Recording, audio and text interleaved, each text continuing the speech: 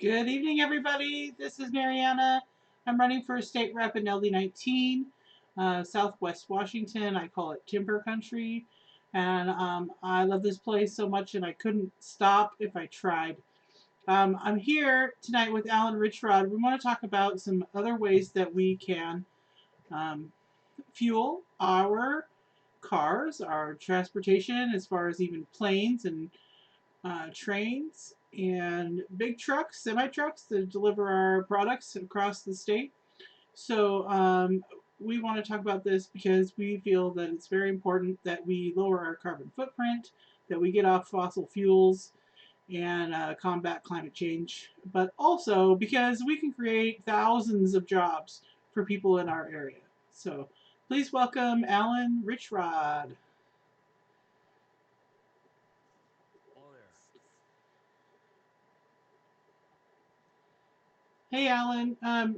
Did you want to start with the topic? You said something about um, you wanted to talk about fossil fuels. Oh, well, yeah, if we're going to talk about biofuels, we would talk about it in relation to fossil fuels. And the underlying science of why fossil fuel is bad, uh, I thought I would share a little bit about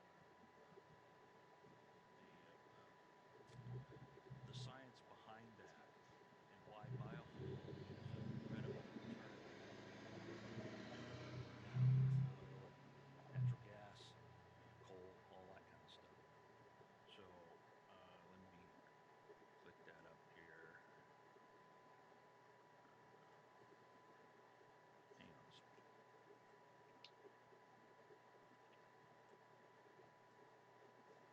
Okay, share. There. Can you see that? I can see a folder full of pictures. Can you see a, I don't see the. a picture? It's Should be a still. picture of a volcano. I can just still see the folder with the volcano picture in it. Oh, this folder. All right.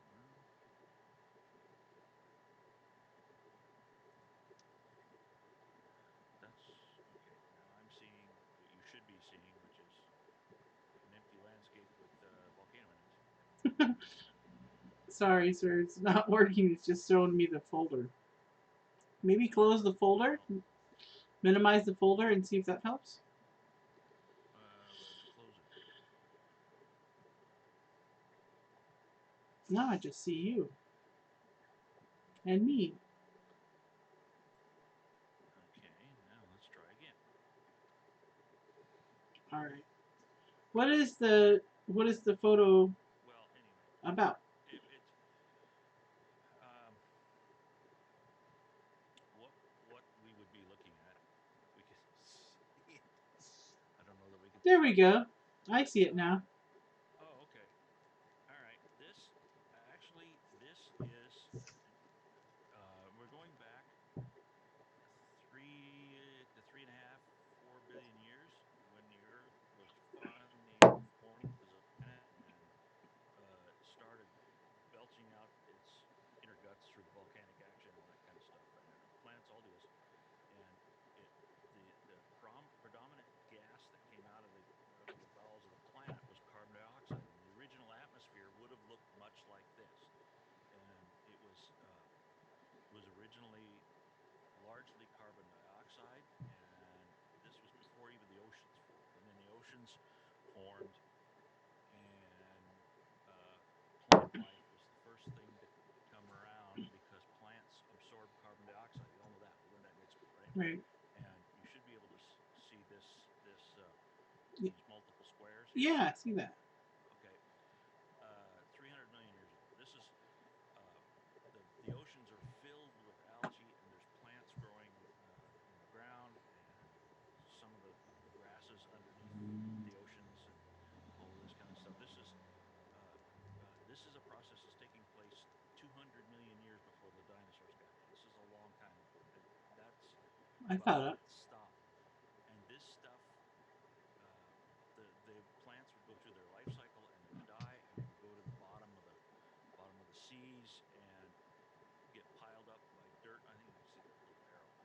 up with dead plants and dirt and more dead plants and more dirt, and this keeps piling up over hundreds of millions of years, and the heat and pressure of that action creates petroleum in three forms. It becomes solid as coal Okay. or liquid as oil, Okay. and can also become uh, gas as liquefied petroleum gas. Okay. Now, that's because it's an anaerobic atmosphere. We're talking about it. There's no air there. Okay. This is all happening underwater. Okay. And then, of course, the continents move around and things. That's why there's pockets of this stuff in various places in the earth and not in other places. Okay. Um, but what happened was all of that action sucked the carbon dioxide out of the air, and the plants that were doing that released oxygen into the air that allowed for Ah. the rise of animal life. And animals don't do well on carbon dioxide; they live on oxygen. Right. Right. And over the tens of millions of years, this balance happened to where plants were emitting enough carbon or absorbing enough carbon dioxide to live in it and emitting enough oxygen that the animal life could absorb the oxygen and we breathe out carbon dioxide, and so we get along really well that way. Homeostasis. uh, yes. Yes. Now, since well, coal mining goes back hundreds and hundreds of years, but in addition to that, add to that since 1845, the uh, drilling and retrieving of the oil, which is the same stuff. Now, all of that sequestered carbon, what we're doing is when we burn it, we're putting it back into the atmosphere, and from which it was taken millions of years ago. Right. And that's the problem, is we're adding that poison to the atmosphere that was originally taken out so we could come around. And this, burning fossil fuel, you can see this stuff here. Mm-hmm. Uh, Most of what you see here is water vapor, but the gas that that water vapor contains is the CO2 that was at one time sequestered into the ground. That's going back out into the atmosphere, and where does it go? It goes up, and it creates this blanket uh, of CO2 and other well, it's methanes and another one. There's a bunch of gases that we shouldn't be putting into the atmosphere that we are, and that acts as we have all heard, that acts as a blanket, so that solar radiation, heat from the sun, heats the planet, and that wavelength of radiation can't get back out, so the planet gets warmer. And this fellow, to branch into biofuels, in the 1880s, developed an engine that ran on uh, plant oil. In this case, this is Rudolf Diesel, and he developed an engine that ran on peanut oil. And his vision was that he built this engine that originally was designed to pump water out of coal mines, ironically enough. His vision was to develop this engine, license the manufacturing to engine manufacturers and equipment manufacturers who would build farm equipment, and that farm equipment would be used to grow the crops that would make the oil that powered the engines, and everybody was happy. Hmm. And That's so pretty smart. closing that's closing the loop. And he died very mysteriously in 1913, but he envisioned this whole cycle happening that way.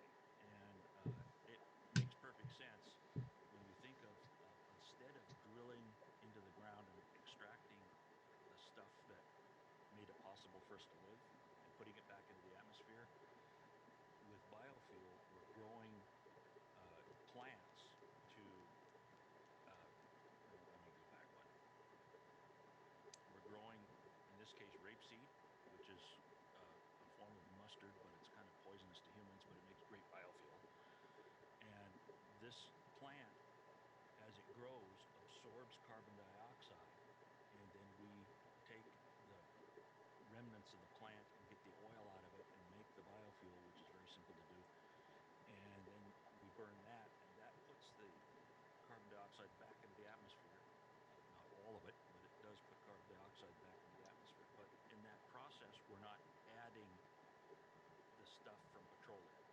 Right. The the carbon dioxide that we're the carbon problem. It's not just carbon dioxide, but uh, that those greenhouse gases were absorbed by the growing of the plants, and we can plant more plants to absorb more of that carbon.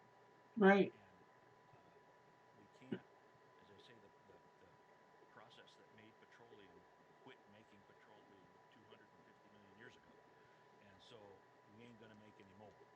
And that's just an additive process to the poisons in the atmosphere.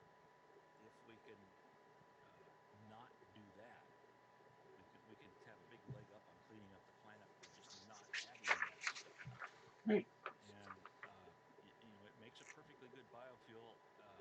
I had one of these Hmm. Mercedes 82 Mercedes Benz 300 CD. It's a 5-cylinder turbo diesel, and um, I'll stop the share real quick. I ran that on biofuel that I made. See here. This was Huh. made out of uh, safflower oil, I believe. Anyway, it's just really cheap vegetable oil that had gone rancid, Hmm. and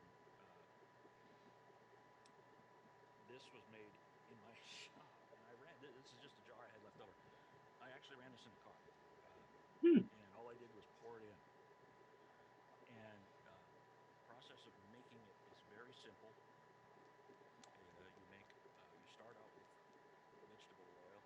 If it's not waste oil, if it's actually commercially made vegetable oil, it's pretty clean already. Mm-hmm. The only other step is if you use waste oil, you have to clean it and get the gunk out of it. But uh, the Like gunk, like what? Like explain well, like explain the gunk. pieces of the gunk that can come from if you're using restaurant oil, it's got pieces of French fry and all that kind of stuff in Okay. it, the solid bits. Okay. And we don't need to go into the science of the lipids and all that kind of stuff. But uh, as far as the process of making biofuel, all vegetable source oil is the same. The process doesn't care. So that we don't have to be using food. And of the feedstocks, tens of thousands of feedstocks that are available for biofuel, maybe only a third of them are food, so the rest of it can be used. We're not going to be eating rapeseed. We're not going to be eating algae. We're not going to be eating switchgrass and all this other stuff. Uh, but you mix sodium lye or potassium lye drain opener, and you go down to in fact, this is what I did. You go down to Home Depot and get a can of the lye, and You don't lie. but you mix the lye in the proper proportion with an alcohol, any alcohol, uh, methanol, ethanol, doesn't matter. Okay. And I don't have the proportions in my head right now, but you mix that and you mix it up in a blender somehow and make it into uh, Slurry solution. solution. Okay. Well, it's not really, yeah, kind of a solution. The lye dissolve, but you end up with a liquid that's completely dissolved and all that kind of Yeah. stuff. Solution. Yes. And then you pour that in to the oil, and then you mix that up until it's completely homogenized, whatever the term might be, so it's all one mass. Okay. Then all you do is pour it out of the blender. You can leave it in the blender, I guess, but I would pour it into containers, and 3 days later it had separated, and I pour the stuff. This is what comes off the top, and then on the bottom, this doesn't have a cap on the bottom. On the very bottom, about 1/4 or 1/5 of the bottom of the mixture is uh, essentially soap. It looks like soap. It feels like soap. It's glycerin, is what it is. Hmm. And Can that be then used you for pour something? that. Yes, you can. Yeah, you can use it for lubricants. You can use it for in the cosmetic industry. You can use it for all sorts of things. Soap making, Nice. and Cool. essentially it's grandma's old-fashioned lye soap. Yeah. That's kind of what that was, Yeah. made out of meat fat or whatever. Mm-hmm. And uh, so that's how you get biodiesel. If you take uh, the sugars out of the moonshiner knows this. Mix it with a bit of yeast and you heat her up, you get alcohol out the other end. And alcohol burns really well. And alcohol can be used as a motor fuel as well. And again, we're taking the fuel source from the plants that are growing on the planet. We're not having to dig anything out of the ground. Right. And there, you have to modify the engine fuel delivery system a little bit to handle complete, straight alcohol. We're already doing that to some extent throughout the Midwest. You've probably seen the badge on some cars and trucks that say E85. That's ethanol 85%. So 15% is gasoline. We're already mostly using ethanol. It's not everywhere, but um, there would not be a problem really to uh, add to the infrastructure. We've got fueling stations all over the world. Uh, just put in another pump and store the alcohol, and Yeah. do it that way. Huh. Cool. But that's the process. So the biodiesel, that what kind of vehicles Hmm. other than your cute little car, what kind of vehicles could be fueled with that? uh, well, oops, I lost my. There we go. You can anything now. In the case of my car, it was it was a diesel. It ran on petroleum diesel. Mm-hmm. All I did was when it ran out of petroleum diesel, I just put biodiesel in the tank instead. The engine didn't care. Well, we had talked before about this. The engine ran smoother, quieter, and uh, essentially much better on the biofuel than it did on petroleum. It didn't rattle as much, and I got good mileage out of it.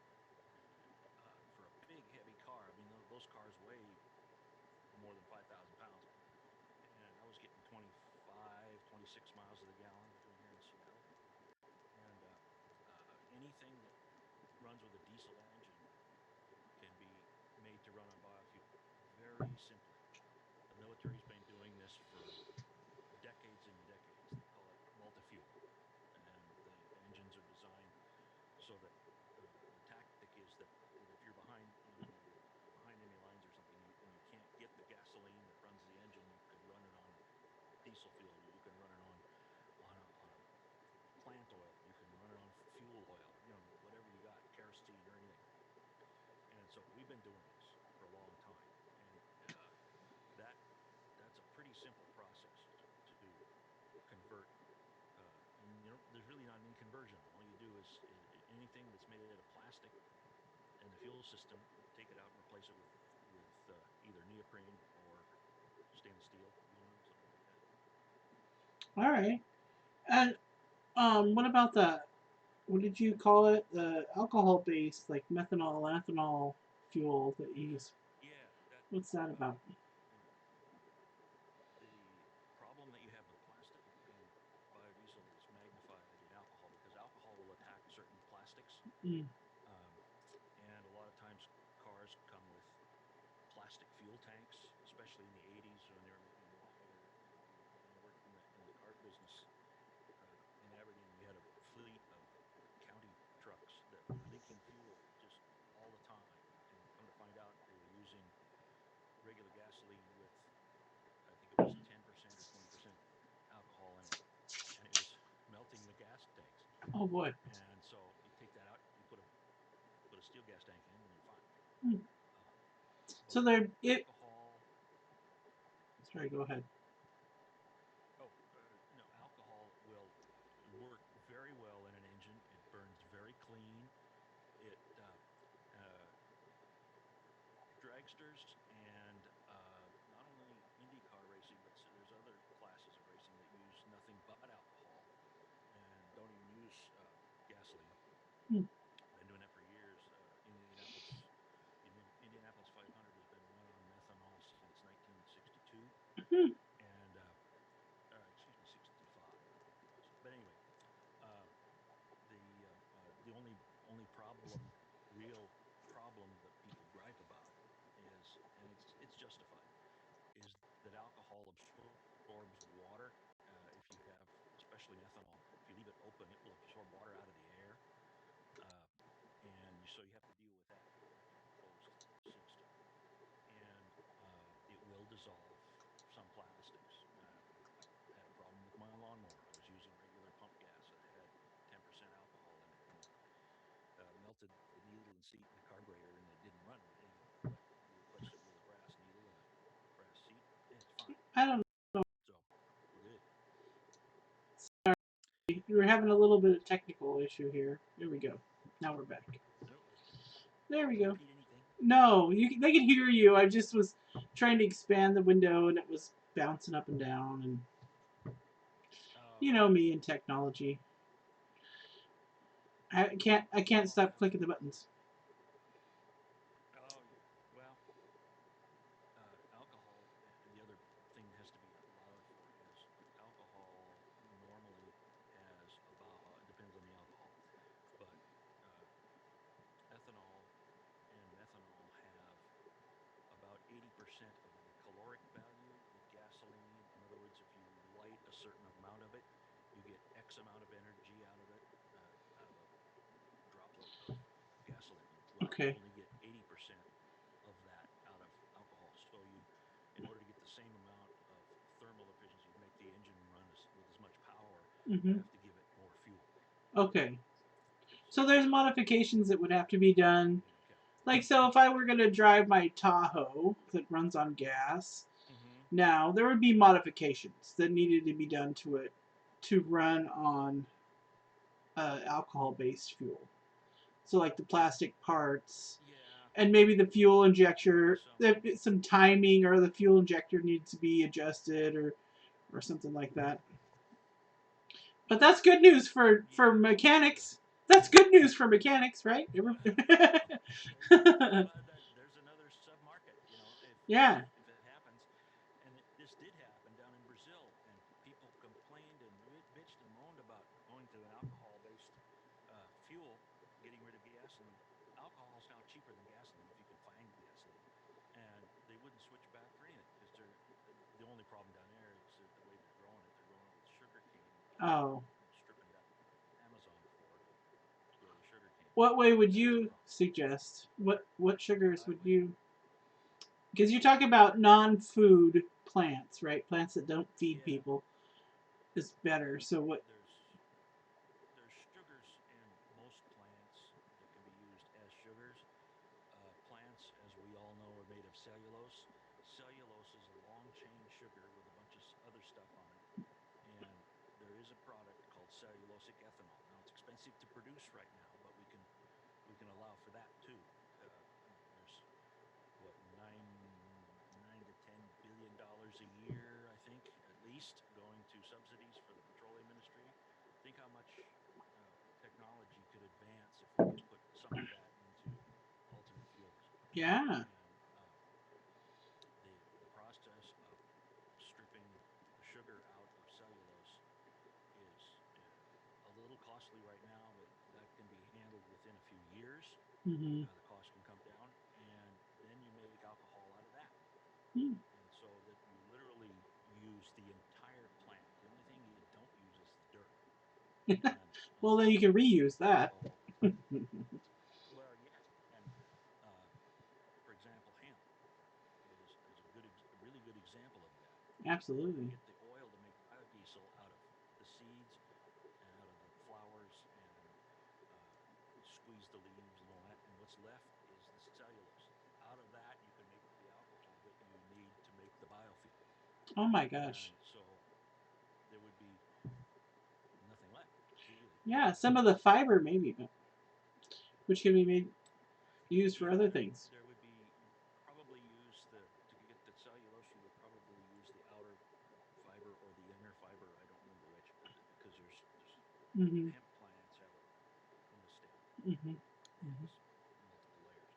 But anyway, and we could also make paper out of the fiber. We don't need to be cutting down trees.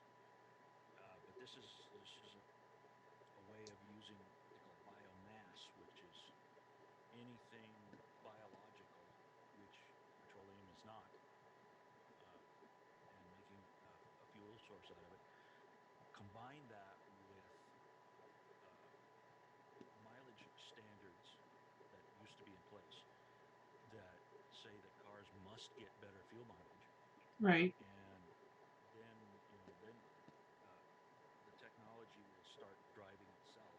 Right. And there was a time when nobody wanted airbags because it would cost too much. Nobody wanted them. Well, you can't get a car without airbags anymore. Right. Seatbelts the same thing. That's right. And so, That's in my lifetime anyway. oh Seatbelts. yeah, Yeah. and this whole thing can be really important to Southwest Washington, to LD19, which is Southwest Washington, because it can be we have a leg up. We have one of the largest biofuel refineries in the country. I think it's the very largest on the West Coast. But anyway, it's right here in Aberdeen. Well, it's in Hoquiam, Barely. Kind of. kind of crooked, but the property is mostly in Hoquiam, so that's who they pay taxes to. Um, but they are getting most of their fuel, their feedstock stuff, the purified oil. They don't crush it, they don't harvest it or anything. They have almost finished product, so just the biofuel step is left, and they're getting it out of. Originally, they were using one farmer out of the Spokane area. I don't know if they're using him anymore or not, but most of that stuff comes from Western or Central Canada, and it comes here on trains. Well, that adds to the carbon footprint. That's right. What would what would uh, what would be wrong with instituting a solution where farmers in Lewis County, Cowlitz County, Grays Harbor County, Waugatauquan County, Pacific County, and all that get together as a co-op and grow feedstocks, and the co-op could get together in a single plant uh, that would extract the oil and purify it and filter it and have it ready for what REG needs. Right. And it'd be easy to get a hold of, find out what they need. I've already done that. But uh, to give you an example, they need, say, 2 million gallons a month to make their product. And they get it all from this one source in Canada. If we had a cooperative set up here in Southwest Washington that could supply, say, 10% of that at the price that they pay and make it work, uh, they wouldn't care in my conversations with their people. They don't Mm-hmm. care where it comes from. Here's Right. what we pay for it, and this is what we need. Right. And they don't care how many spigots it comes out of, and that would provide those jobs. Right. And you could also even set up small refineries. There's a lot of offshoot of that. That would be a huge economy. Right. And plus, we could show the world how to do sustainable 21st century. We're doing what we can to help Right. clean this mess up. Right. So we talked about this before, so I just wanted to make sure that we're really clear that we know that this process is not carbon neutral or carbon negative at all. It is a little bit Yeah. carbon positive, but it is way, way, way less carbon positive than fossil fuels. So this is a way for people in Washington or beyond to lower their carbon footprint and um, not have to buy a new car, right? Yeah. So I went and bought an electric car. I mean, I needed a new car. I was lucky. I'm lucky that I could get a loan and buy a car, right? Mm-hmm. But my other car is a Tahoe and it guzzles gas all day long. It's like 2 miles to the gallon or some dumb thing. And so I would love to run that Tahoe, cleaner, more efficient, and let's talk about price. Do you think we could? Mm-hmm. Do you think we can do this process cheaper than the fossil fuel industry does their process? Um, Eventually, yes. Okay. Now, I don't think I have to screen share for this, but the what I was going to share with you here was petroleum subsidies. The United States provides a number of tax subsidies to fossil fuel. Conservative estimates put the U.S. direct subsidies. This is money that the taxpayer money that the government pays the fossil fuel industry at roughly 20 billion a year. Would it be so Billion. 20%? 20 billion. 20% of that currently allocated to coal, 80% of that goes to natural gas and crude oil. These are a little bit old. These are statistics from, I think, 2012, and so it's gone up a little bit.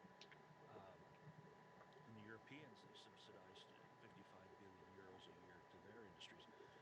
But um, there's a there's government statistics that average how much each taxpayer pays in subsidy, um, and it's through the General Accounting Office.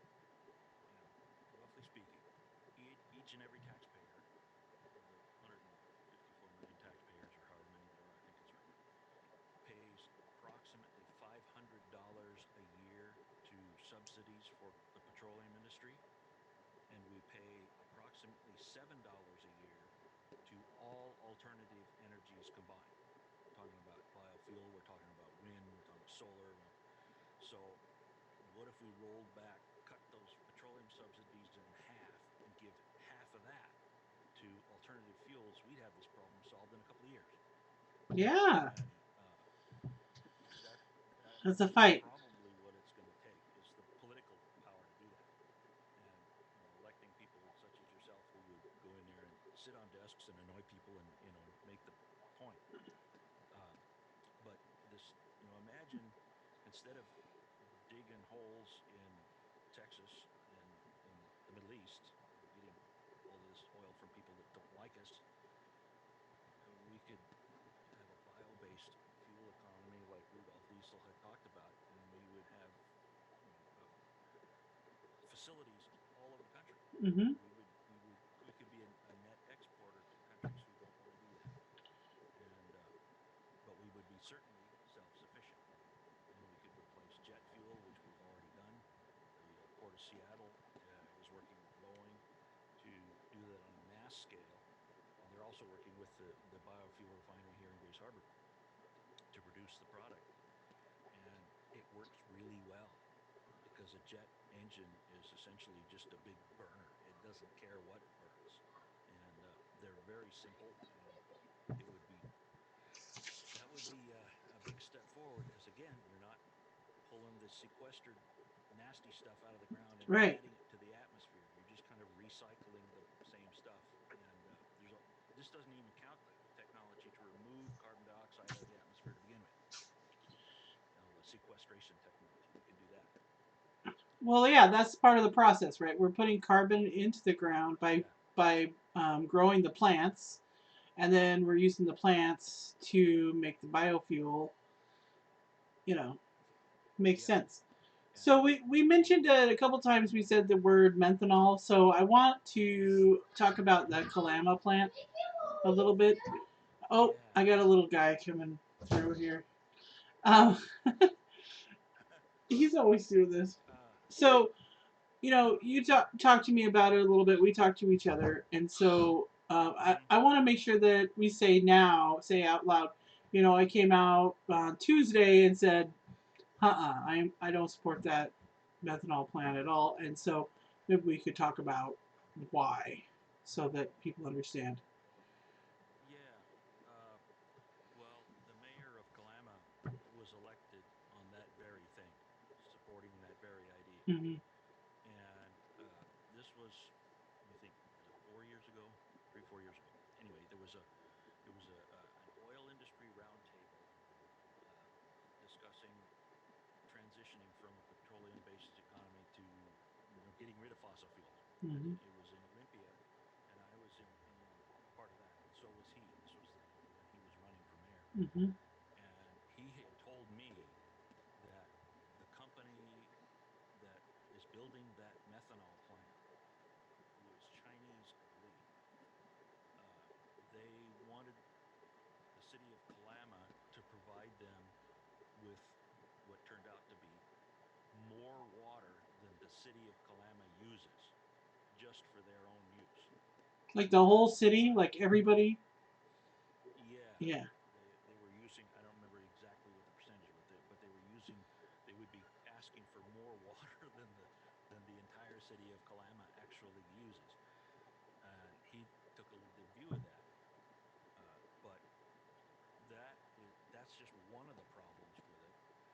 Methanol was originally a biofuel. It was synthesized by a Scotsman in the 1680s, and I can't remember his name. Uh, he called it essence of box because he used boxwood flowers, boxwood trees, and like the hedges are made of. And he was able to synthesize an alcohol out of that. It's Hmm. it's slightly different than ethyl alcohol. It's not drinkable. It's poisonous. Um, but Ethyl alcohol is kind of it's not poisonous too. made out of well, yeah, eventually, yeah. But it's not the methanol plant would actually be making methanol out of natural gas, which is about 90% of the methanol in the world is made from natural gas anyway. So that doesn't really solve the problem because, as we said, the fossil fuel is coal, oil, and natural gas. Well, uh, that that's not going to solve the problem because you're still digging up the stuff that was sequestered and then you're making stuff out of it and burning that. And so we could make uh, we could go back to making methanol out of plant sources. You can also make, as a sideline, you can also make butyl alcohol, butanol, which is made out of starches instead of sugars. And in tests of that, that works 1 to 1 with compared to gasoline. You Hmm. don't have to worry about the caloric value and all that kind of stuff. You can take the gasoline out of the car, put the butanol in it, and run it, and it works just like gasoline. Hmm. The problem is that it uses an organism, a bacteria, to make the alcohol. It uses a botulinus bacteria, which, Oh as you well, as a nurse know, yeah. you don't want We botulism. don't want botulism. That's bad. The botulism is Don't no want to good. spill that stuff. No. Uh, the advantage to ethanol is that it uses things that if you eat it, it's not going to hurt you. Right. Right. But that's the problem with methanol. It started. It really came to light in the 90s. Uh, one of the one of the real red flags is when T. Boone Pickens is on TV touting uh, our energy independence through wind, solar, and oh, by the way, natural gas, which he is wholly invested in. Right. Well, there's that whole. I That made mean, me wonder. it's definitely like something that we have to solve on a larger scale because, Hmm. solar wind isn't consistent energy, and so you have to have something to fuel in the higher peaks and when the wind's not blowing and the sun's out, not out. Yeah, So that's yeah, been the argument that we have to use liquid natural gas to power up, you know, on those slower times. But there's more solutions than that, right? There's yeah. several different things that I've read about and heard about that we can do. Some of it is Well, is good and right. some of it is not. Like, a friend of mine says, the fastest and easiest way to deal with that is by using nuclear power. Not something I've been in favor of, Yeah, but it's a solution. that's another Another discussion solution, for another day. yeah. Another person says that if you put wind turbines on a grid together, and string them 500 miles or all the way across the United States or whatever, however far, then the wind's going to be blowing somewhere. And as long as that line is Yeah, connected, you're going to be getting power. yeah. So, Well, and yeah, and biofuel is not the solution to any of this. It's a part of the solutions. right, When you build a house, you clear out the land and then you erect a foundation and then you put the plates down and then you put walls up and not one of those things right. is the house, but all together It's a, it makes the house, right, and that's right, what we got to do here.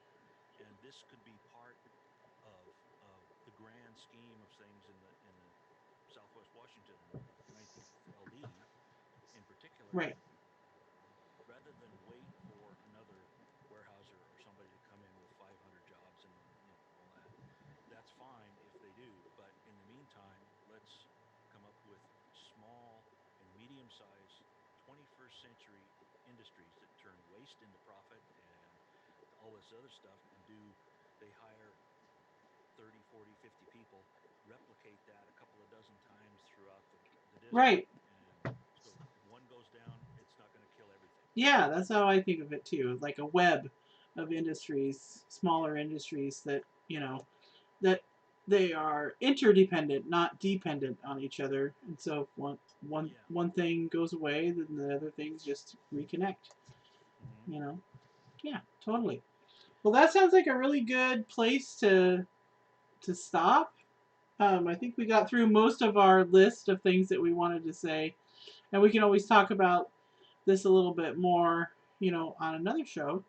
Not like we don't have nothing but time to sit on Zoom.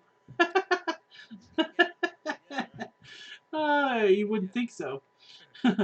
But We're social distancing by what, 15 miles? I know, but we get to see each other a lot. That Yeah. That's true. is true. Okay.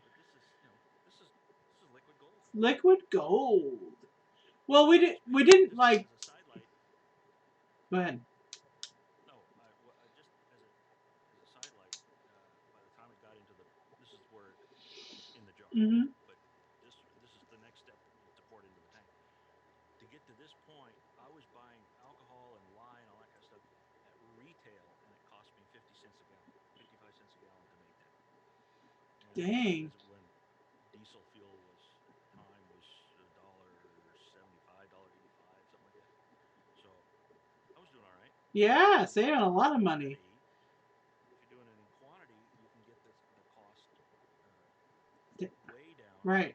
and partial subsidy.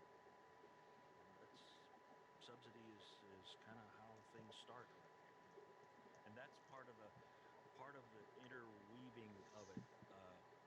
We can produce the biofuel here in Grays Harbor, and then the state and the cities and municipalities and stuff can replace their fleets of petrodiesel rigs with biofuel, and they don't even have to do that when they replace them. They just buy biofuel ready, biodiesel ready machinery, and then the state can create a market, and that market grows, and Mm-hmm. then other people, hey, well, I want in on that, Right. so Right. Well, if you're getting that's it, kind of government speak. well, okay. So the biodiesel that you were using was significantly less cost than Yeah, the retail price for diesel. So people would be like, that's where you would flock. Like if I had to choose between 55 cents a gallon and $1.75, which is more like 2.75 now or more, yeah, I would be like, heck yeah, I'm going to go across the street to the biodiesel plant or biodiesel pump. So then there would be jobs, like in working at the refinery, working at the farms, delivering the product to who needs it. Um, uh, Gas stations, new biodiesel stations. We would need more people working in different, industries or different ways in hmm, those. So I really think this is a really good idea. And there's going to be lumps and bumps along the way, but that's oh okay. well, that's You got to everything, right? That's everything. That's right. Yeah, it's never smooth and easy. It's all right. You got to fight for it a little bit. Makes it And worth it. the only reason that petroleum became cheap is because of scale, and it was replacing the major component that it replaced was whale oil, and that was getting hard to get in the 1890s. Oh, you kill all the whales. Yeah, kind of. Then what do you do? Right. Yeah, it's kind of like cutting down all the trees, right? Right. You cut old growth trees once, and then what? Then So you start over. 200 years. yeah, All right. but we can grow 4 crops of hemp for biofuel, four crops a year, 4 crops a year. as opposed to And then think of all that corn. carbon sequestration you get. I mean, 4 times a Yeah, year, when they just grow them, they're smash it. sucking that all up. Yeah, Yeah, that'd be awesome. That'd be great. And farmers, like the other, like the RPG you were talking about, they don't care where the oil comes from, the vegetable oil. no, Farmers don't care what they grow. I mean, they care, but the, if they had a chance to grow hemp hmm, and make a bunch of money on it, they would do it. I mean, yeah, most people would. and we could set that up through even if the state could help with the organization, set that all up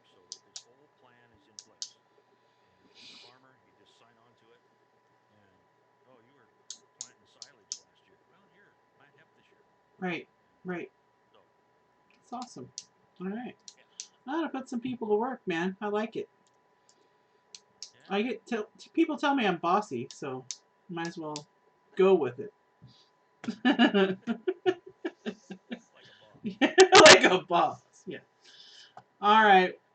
Thank you so much, Alan. I really appreciate you being here with me. And Well, we're certainly. gonna talk again about some more sustainable stuff, and Yeah, it's gonna be fun. sustainability is the name of the game now. That's right. That's right. We got And there's we got to do it. We got to do it. We don't have a choice now. no, Maybe when I was a kid there was some kind of choice to be made, but there's no more choice. We got to do it. I guess I'm thinking about my age right. a little bit since it's my birthday today. It's my birthday. I'm gonna go have birthday cake here pretty soon. Were you thinking about your age? I know. That's what I'm thinking about. Cool. That's right. All right. Well, we're breaking up anyway, so um, you go ahead and stay in the room, and I'm gonna stop the stream, and I'm gonna tell everybody thank you so much if you made it this far. Thank you for staying with us, and hopefully um, we'll see you again next Sunday at 7 o'clock. We're gonna talk with April Obi and some others about our homeless situation in Grace Harbor and Cowlitz counties, and see if we can think of some solutions there, because the streams are going to be uh, um, solution based. We can complain all we want, but let's find some ways to make a difference in everybody's life. All right, everybody. Thanks, Alan. Thanks again. I'm going to stop the stream. Okay.